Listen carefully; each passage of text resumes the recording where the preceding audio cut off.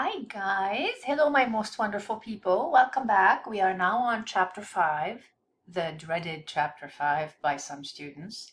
Don't dread it, don't worry about it. It's not as bad as it looks when you look at it in your textbook. It's a little bit overwhelming sometimes, but it's really not all that bad. We're going to simplify it and it's going to be really good. So first, we're going to look at a quick reminder of the law of demand. Because this chapter is about elasticity of demand and elasticity of supply, just a little bit reminder of both, that we're looking at the law of demand just more broken down and in more details, and the law of supply in the same way. And we're going to look at some exceptions, but I'll just remind you of the law of demand, and if you remember, the law of supply is the same variables but upsloping. So remember what law of demand says? It's just showing us that as the price drops, how much gets bought increases. So for instance, at $40, how much is being bought is 5 units, but at $5, 30 units are bought. And so you can see that it is rather a descending curve that shows us that the price has an inverse relationship on quantity demanded. And if this were a supply curve, it would be upsloping, but it would still have price and quantity as variables, only the variable number 1 would impact the variable number 2 directly if this were a supply curve. This is really all there is to it. Now, let's look at price elasticity and what it's about. Now, first of all, I want you to think of what the word elastic means. The word elastic means flexible. So what is being flexible? The buyer is flexible in his or her choices in such a way where they're willing to consider the substitutes because the price sensitivity is high for them. So when they look at the price of something, they compare it and see what is the best deal for themselves. That creates a lack of brand loyalty. And we are not brand loyal for most things, right? Because we're loyal to ourselves more than to the products.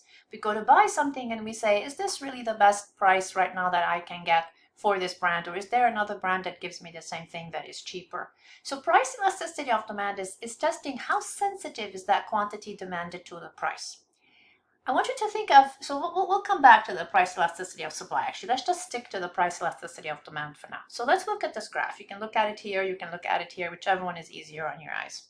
I just really wanted some sand and some shells today, and maybe a plumeria, right? Okay, so let's look at this. It's showing us that the price dropped by 25 cents from $1 to 75 cents, and the quantity consequently jumped from 3 to 9.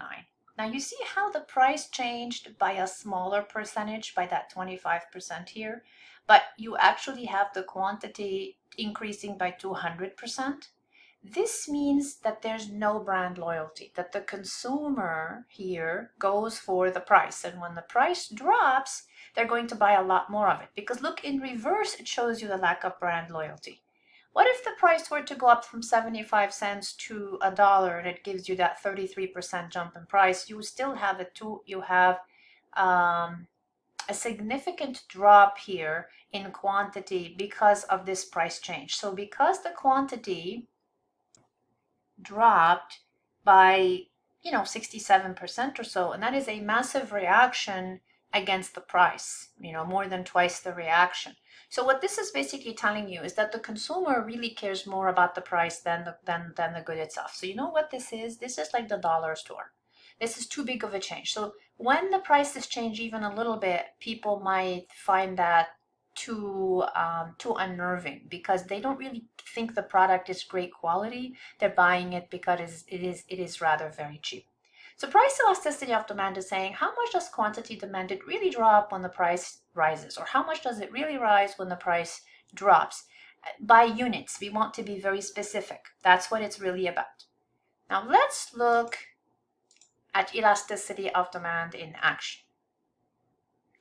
Can quantity sold make up the difference in price? You know what? We don't know. It depends on the elasticity of demand. If the elasticity of demand is elastic, it can. If it's not, it might not. So let's look and see. Let's say that a can of Campbell soup is $1. The company sells 10,000 units, therefore their revenues are right now $10,000. So we're just starting from a base example. This company sells for $1. They sell 10,000 cans of soup. They're making $10,000 in revenues. And don't confuse revenues with profits. Remember, revenues is before profits. Once you deduct all the costs, that's where your profit lies. So we're talking about revenues. In scenario A, they increase their price to $1.50. They sell 7,000 units. This is just a law of demand in action. The price increases by 50 cents, which is 50%. The units drop by 30%. This is good news for this company because what it's showing is that the price increase is bigger as a percentage than the sales drop, and you know that this is good news for them because their total revenues went up from 10,000 to 10,500. In other words, think of products that hardly ever go on sale. Is there something you like where you're like, if I ever wait, like Apple iPhones, when do you ever get a coupon in the mail for a new iPhone? Even at like Black Friday sales and Cyber Monday sales, some products rarely go on sale, if ever. Have you ever seen Valentino on sale? Right? So some things just don't go on sale. And what this means is those who are purchasing those products, they love the quality so much. They're such staunch loyalty that even when the company raises their price, and if you think of the iPhone, it's more expensive from year to year to year, and yet their revenues are probably going up. I mean, we know they are. Their revenues go up, which means, yeah, some people might switch to Android or to something else, but not enough to hurt their bottom line. If anything, increasing the price benefits them, so they will continue on doing that. So is it worth it? Yes, this shows that there is brand loyalty. If you look at scenario B, in this case, Campbell Soup lowers their price, right, from $1 to 75 cents. This should be good for them. Well, no, it's not. What happens here is even though their quantity demanded increases to 12,000 units from 10,000 units, their revenues actually drop to 9,000. So in other words, here, I'm going to leave that actually as brand loyalty. In other words, because the consumer is brand loyal, this is sort of weird. Because they were originally willing to buy it for 25 cents more and you just reduced it, it didn't attract enough new people, and the people who usually buy are simply paying less when they didn't need to. So it sort of backfires. So in other words, in both of these scenarios, this is a company that should be aware that the consumer cares more about the product and the quality of the product than they do the price of their product. Therefore, they can play with the price by raising it. If they lower the price in this case, they shoot themselves in their foot or in the foot, because what this means is that the consumer was perfectly happy paying the higher price, and then they went and discounted it. That's why Tesla isn't going to go on sale or iPhone isn't going to go on sale. This is rather inelastic demand, is what it's actually called. So we're going to look at some more examples, and we're going to look at the graphs for such things. Let's look right here for a second. So elasticity of demand, elasticity of supply are formulas that we apply. And though they look, when you first look at them, you go, huh, what is that? It's really not a big deal. Elasticity of demand is the percentage change over here in quantity demanded, which is how much the quantity is changing over the original quantity divided by how much the price is changing over the original price. And that gives you your formula and what's actually going on with it. And we're going to look at an example in 1 second, but that's what elasticity of demand actually is. So capital E, minuscule d, elasticity of demand, is just how much the percentage is changing in the quantity. That is your y divided by the price, and that is your x.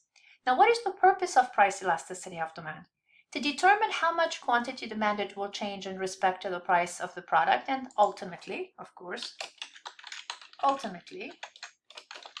how much it changes revenues. Because that is the key thing for this company, and of course, consequently, eventually their profits. That is the key factor for them. So I'm going to stop this video right here and pick up video number 2 with examples of how it works and all the types of price elasticity plus their determinants. I'll see you in a jiffy.